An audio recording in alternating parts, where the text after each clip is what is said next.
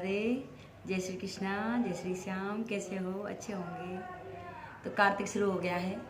कार्तिक में कार्तिक की कथाएं, तुलसी माता की कथाएं चलती रहती हैं। तो आज तुलसी माता की कथा सुनाते हैं कि तुलसी माता कौन थी और कैसे ये तुलसी माता बनी। तो क्या होता है, एक समय की बात होती है कि भगवान और इंद्र में थोड़ी बहस हो जाती है और इंद्र अहंकार हो जाता है। इंद्र तो भोले बाबा उसके अहंकार को नष्ट करने के लिए क्या करते हैं, अपनी एक जटा उखाड़ते हैं और जटा उखाड़ कर उसको ज़मीन में डालते हैं। उसमें वीरभद्र नाम का पैदा होते हैं और वीरभद्र को कहते हैं कि इसको बहुत बड़ा अहंकार हो गया है, जा ये मेरा कमंडल ले जा और इसको समुद्र में डाला। तो देवताओं को भी बहुत बड़ा अवमान हो गया है, सभी को होता है। तो वो ले जाता है और समुद्र में वो कमंडल का जल डाल देता है। तो उससे क्या होता है कि एक लड़का उत्पन्न होता है और लड़का उत्पन्न होता है, उसका नाम होता है जलेंद्र। उसको दैत्यराज जी ले जाते हैं अपने यहाँ और दैत्यराज जी ले जाते हैं क्योंकि वो तेज तो भोले बाबा का ही था। ले जाते हैं। अब तो धीरे धीरे करके बड़ा होता है, तपस्या करता है।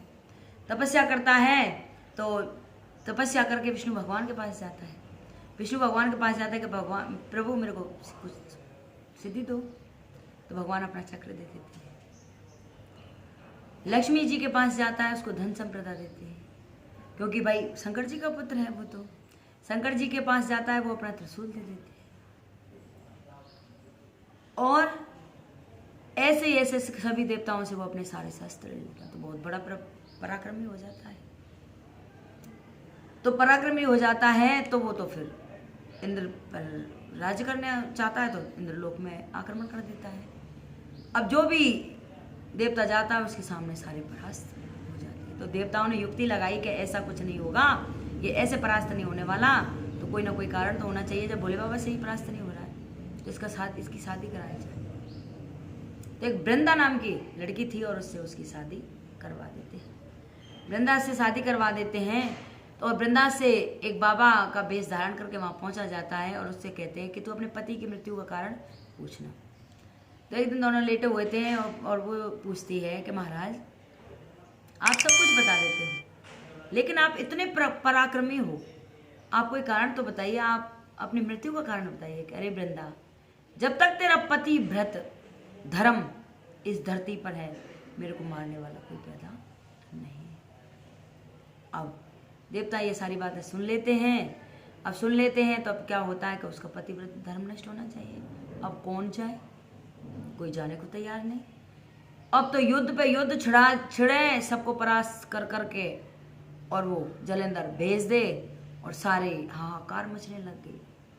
तो सारे देवता इकट्ठे हुए और विष्णु भगवान के पास जाते हैं कि प्रभु आप ही ऐसे हो जिस जलेंद्र का अंत हो सकता है।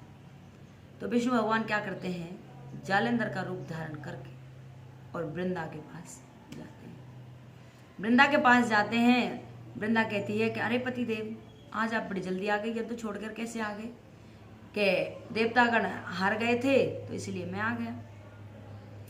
कि देवतागण हार गए इसलिए आ गए, तो आओ कि मेरे को भूख लग रही है, पहले तो मेरे को खाना खिलाओ। उसने वृंदा ने चरण धुला के आसन दिया, आसन दे के उनको खाना खिलाया कि अब मेरे को नींद आ रही है, आजा वृंदा आराम करेंगे। अब तो चले गए अपने शयन कक्ष में और वृंदा का पतिव्रत धर्म नष्ट हो जाता है। भोले बाबा आके और उसका संहार कर देते हैं। तो शीश उसका जो था वो उसी महल में आ जाता है।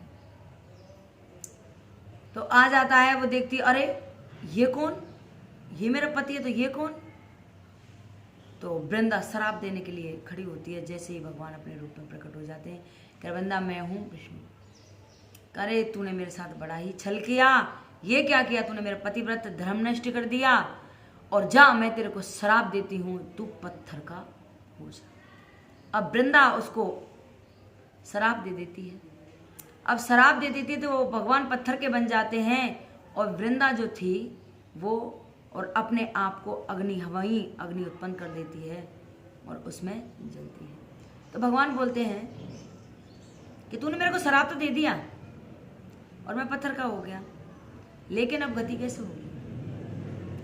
तो जब कहीं वृंदा बोलती है कि आप सृष्टि के पालनहार हो, सब कुछ हो, आपका हृदय इतना कठोर कैसे बन गया कि किसी की औरत को का पतिव्रत धर्म नष्ट करे? आपने मेरे साथ बहुत बड़ा अपघात किया है।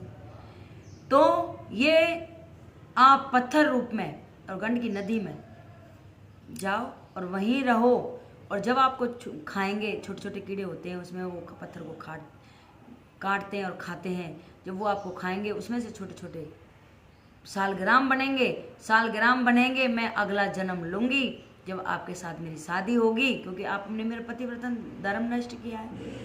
जब आपके साथ शादी होगी, जब आपकी मुक्ति। तो जो वृंदा थी वो जल जाती है और भगवान को श्राप दे देती है और भगवान पत्थर के हो जाते हैं। तो ये वृंदा का चरित्र है। और अगली जब कथा आएगी उसमें हम आपको कि वृंदा की शादी कैसे होती है और वो कैसे तुलसी बनती है, ये सारी बातें बताएंगे। अगर आप किसी को ये कहानी अच्छी लगी हो तो कृपया लाइक सब्सक्राइब जरूर करें, कमेंट में लिख के ज़रूर भेजें, और साथ ही ये भी कहें कि भाई ये कैसी लग रही है, सपोर्ट करें। बोल कार्तिक महाराज की जय। हे वृंदा रानी, सभी की मनोकामना पूर्ण करना, सभी के घर भंडारे भरना, अपनी कृपा दृष्टि सभी पर बनाए रखना। राधे राधे। जय श्री श्याम, जय श्री कृष्णा। राधे राधे।